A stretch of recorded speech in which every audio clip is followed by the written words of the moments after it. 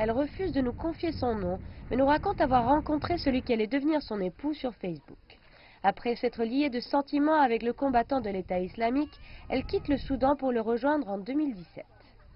Je suis allée avec lui en Syrie parce que je devais rencontrer sa famille.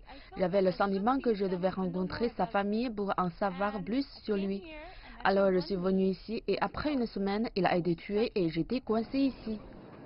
Mais elle est restée, comme l'ont fait de nombreuses femmes s'étant rendues dans des pays lointains pour rejoindre des membres de l'organisation État islamique. Si l'homme qu'elle était venue rejoindre est mort une semaine après son arrivée, celle-ci a épousé un autre combattant avec qui elle a eu un enfant.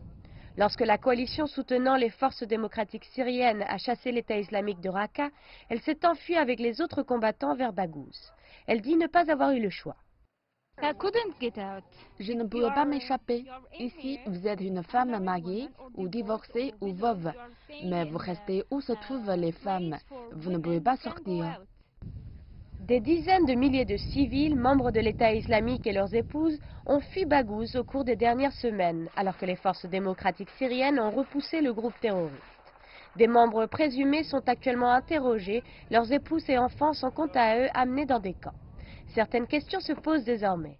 À quel point ces femmes étaient complices? Que doit-il arriver aux épouses des hommes ayant commis certains des crimes les plus violents de l'histoire de l'humanité? Disent-elles la vérité ou tentent-elles d'échapper à l'emprisonnement? Que faire de ces femmes, particulièrement si elles n'ont aucun regret? Je n'ai pas l'impression d'avoir perdu parce que j'ai épousé un homme qui était gentil avec moi et j'ai eu ce garçon. Il a été tué lors d'une frappe aérienne. Le sort de ces femmes dépendra des résultats des enquêtes et des décisions concernant leur rapatriement.